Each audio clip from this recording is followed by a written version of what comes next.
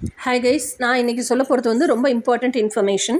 ஆக்சுவலாக இப்போ வரைக்கும் நம்ம என்ன பார்த்துருக்கோம் அப்படின்னு சொன்னால், ஃபஸ்ட்டு ட்வின் ஃப்ளேம் செப்பரேஷன் யூனியன்னா என்னென்னலாம் பார்த்தோம். அதுக்கப்புறம் ஃபெமினைனோட ஸ்டேஜஸ் என்னென்னு பார்த்தோம். அதுக்கப்புறம் மேஸ்குலைனோட ஸ்டேஜஸ் பார்த்தோம். ஃபெமினைனுக்கான டிப்ஸ் பார்த்தோம். இப்போ கான்செப்ட்ஸுக்கு வந்திருக்கோம். அது போக இன்னர் ஒர்க் ஆக்சுவலாக என்னென்னு பார்த்தோம்.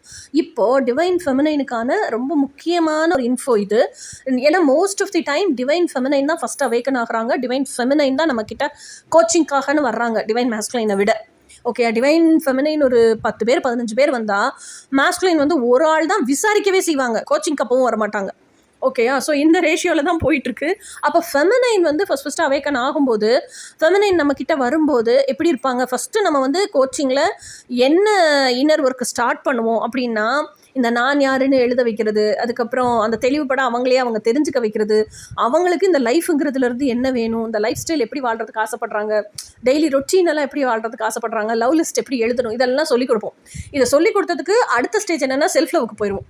ஸோ அப்போ செல்ஃப் லவ்வோட ஃபஸ்ட்டு ஸ்டேஜ் என்ன அப்படின்னு சொன்னால், நம்மளுக்குள்ளேயே நம்ம 4 பார்ட்டாக பிரிஞ்சு கிடக்கிறோம்ல, புத்தி, மனசு, மனசாட்சி, இறைசாட்சி. அப்போ செல்ஃப் லவ்வோட ஃபஸ்ட்டு ஸ்டேஜ் என்னென்னா புத்தியும் மனசும் யூனியன் ஆகணும். அதுதான் ஃபஸ்ட் லெவல் ஆஃப் யூனியன். ஓகேயா? அப்போது இந்த புத்திங்கிறது தான் அடல்ட் செல்ஃப், நம்மளோட அடல்ட் செல்ஃப். மனசுங்கிறது தான் இன்னர் சைல்டு, எமோஷனல் சைடு. ஓகேயா? ஏன்னா அடல்ட் செல்ஃப் தான் வந்து சோஷியல் கண்டிஷனிங்களுக்கெல்லாம் உட்பட்டிருக்கு. மனசாட்சி அப்படிங்கிறது தான் நம்மளோட ஹையர் செல்ஃப், நம்மளோட டிவைன் மாஸ்குலைன்.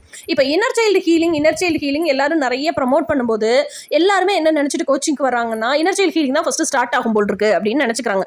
இன்னர் சைல்டை ரீபேரண்டிங் பண்ணணும், இன்னர் சைல்டை ஹீல் பண்ணணும், நர்ச்சர் பண்ணணும், டேக் கேர் பண்ணணும் அப்படின்னா யார் பண்ணணும்? அடல்ட் செல்ஃபில் நம்மளோட புத்தி வந்து அம்மாவாகவுமே, ஃபெமினைனோட புத்தி டிவைன் மாஸ்குலைன் அப்பாவாகவும் இருந்து ரீபேரண்டிங் பண்ணணும் இன்னர் சைல்டில்.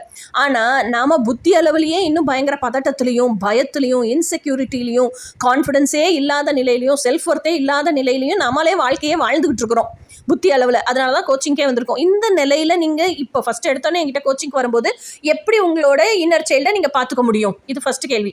அப்போது inner work does not start from inner child trauma ஹீலிங்லேருந்து ஸ்டார்ட் ஆகாது. இன்னர் ஒர்க் ஸ்டார்ட்ஸ் ஃப்ரம் என்னன்னா உங்களோட புத்தி அளவில் உங்களை எப்படி எந்த அளவுக்கு நாங்கள் ஸ்ட்ராங் ஆக்குறோம். அந்த ஜேர்னி ஆஃப் செல்ஃப் மாஸ்டரிங்கிறதே புத்திக்காக நடக்கிற அப்போ ஆக்சுவலாக அந்த பெண் வந்து புத்தி வந்து தனக்குள்ளதை ஃபுல்லாக டிவைன் மாஸ்குலைன்ட்ட சரண்டர் பண்ணணும். அப்புறம் டிவைன் மாஸ்குலைன் சொல்லி கொடுக்குற கைடன்ஸை கேட்டு செயலாக்கம் பண்ணணும். அந்த மாதிரி தான் புத்தி ஒவ்வொரு ஸ்டேஜாக ஸ்ட்ராங் ஆகும். இந்த புத்தி எப்படி ஸ்ட்ராங் ஆகுதுங்கிறத நெக்ஸ்ட் வீடியோவில் பார்ப்போம். ஆனால் கோச்சிங் ஸ்டார்ட்ஸ் வித் புத்தியை வந்து எப்படி ஸ்ட்ராங் ஆக்குறது. ஏன்னா புத்தி ஸ்ட்ராங் ஆச்சுன்னா மட்டும்தான் அதால் ரீபேரண்டிங் பண்ண முடியும். தன்னோட இன்னர் சைல்டுக்காகன்னு திஸ் இஸ் ஹூ ஐ ஆம்னு நிற்க முடியும். ஸோ அப்போ தனக்கு தானே பேக் போனாக நிற்கிற அந்த ஸ்ட்ரென்த் அண்ட் கான்ஃபிடன்ஸ் நம்ம அடல்ட் செல்ஃபுக்கு கோச்சிங் கொடுக்க நடக்குது. ஸோ கோச்சிங் ஸ்டார்ட்ஸ் ஃப்ரம் புத்தி எப்படி ஸ்ட்ராங் பண்ணுறது அப்படிங்கிறதுலேருந்து தான்.